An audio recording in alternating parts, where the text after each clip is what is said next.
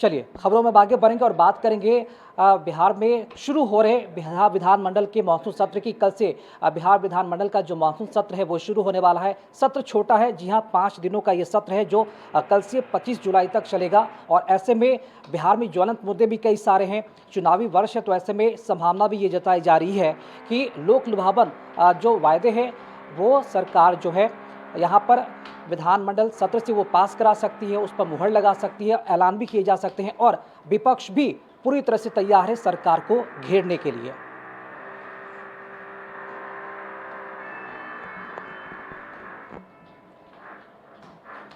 तो 5 दिनों का ये छोटा सा सत्र है और ये सत्र में हंगामेदार होने के कितने आसार हैं, विपक्ष के पास क्या मुद्दे हैं, ज्वलंत मुद्दे, और सरकार कितनी तैयार है विपक्षी पार्टियों को जवाब देने के लिए, उनके सवालों का जवाब देने के लिए। इसी पर अधिक जानकारी देने के लिए हमारे साथ न्यूज़ रूम से इस वक्त हमारे साथ सहयोगी राजीव रंजन जी इस वक्त हमारे साथ जुड़ चुके हैं। राजू जी, 5 दिनों का छोटा सत्र है, निश्चित तौर पर बिहार में अभी जो लॉ एंड ऑर्डर का इश्यू हुआ है एक ज्वलंत मुद्दा है, क्या लगता है सरकार को किस तरह विपक्ष घेरने की रणनीति बना रखा है और सरकार कितनी तैयार है विपक्ष को जवाब देने के लिए, क्या क्या मुद्दे उठेंगे कल?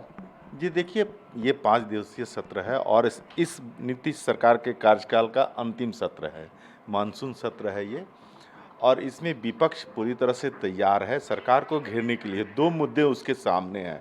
एक तो बिहार में अपराध, जिस तरह से हाल के दिनों में हत्याएं हुई हैं, खुलेआम हत्याएं हुई हैं, अपराधियों द्वारा खुलेआम सीसीटीवी के सामने सारी चीज़ें सामने आई हैं।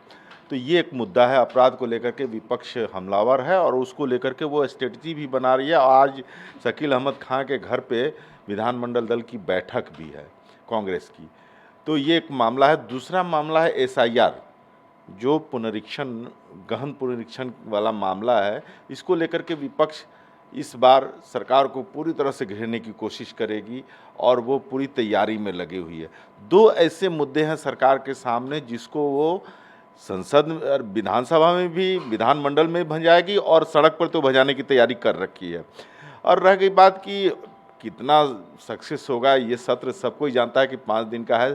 कि पहले दिन तो शोक संदेश और अन्य चीज़ों में निकल जाएगा, उस दिन कुछ विधायी कार्य नहीं होंगी। हाँ, कुछ मुद्दे हैं जो पटल पर रखे जा सकते हैं, कुछ विधेयक, लेकिन उस पर चर्चा अगले दिन होगी।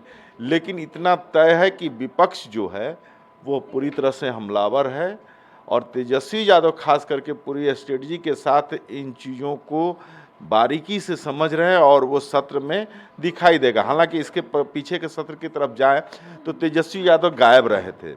इसको लेकर के सत्ता पक्ष बहुत सवाल खड़े कर रहे थे कि जब मुद्दों की बात आती है, जनता की बात आती है, विधानमंडल में इतना महत्वपूर्ण विधेयक और चर्चा होने की बात आती हो तो तेजस्वी यादव पलायन कर जाते हैं, विदेश चले जाते हैं अन्य जगह पर। लेकिन इस बार तेजस्वी यादव के लिए बहुत अच्छा मौका भी है और उनके सामने मुद्दा भी है सरकार को घेरने का। चूँकि अब उस 5 दिन के विशेष मानसून सत्र के बाद सारे लोग चुनावी मोड में चले जाएंगे, सारी पार्टियां चुनावी मोड में चली जाएंगी। यानी कि अब अगस्त के बाद सितंबर से तो आचार संहिता लगना ही लगना है। तो उस स्थिति में अब तेजस्वी यादव, विपक्ष और सत्ता पक्ष आमने सामने होंगे और दोनों एक दूसरे को घेरने की स्ट्रेटजी में लग गए हैं। और मुझे लगता है कि जो एनडीए ने तैयारी कर रखी है विधानसभा सत्र, विधानमंडल सत्र को लेकर के, वो पूरी तरह से तैयार है। अब विपक्ष कितना उसको भंजा पाती है, कितना काउंटर कर पाती है, कितना उनको घेर सकती है, किन किन मुद्दों पर घेर सकती है, वो आने वाला समय बताएगा। राजू जी, चूंकि चुनावी वर्ष भी है और 5 दिनों का छोटा सत्र, क्या लगता है कि जनता के लोक लुभावन मुद्दों को भी चर्चा मुद्दा बनाया जा सकता है कल, और कुछ वायदे, उनकी घोषणाएं भी हो सकती हैं सब कुछ? हाँ, अभी आपने ठीक कहा राकेश जी कि सरकार जो है वो चाहेगी कि इस कम दिन के सत्र में ही कुछ ऐसे चीज़ ला दिए जाए।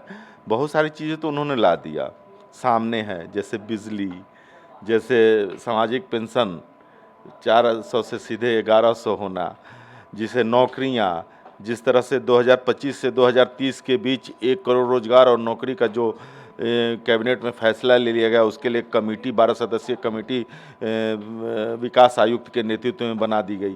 तो ये चीज़ें वो अपना वहाँ रखेंगी। और भी जो भी मुद्दे हैं उनके नज़र में है कि इस बार के चुनाव में हमको इन इन मुद्दों पर, इन इन विधेयकों के बदौलत जाना है।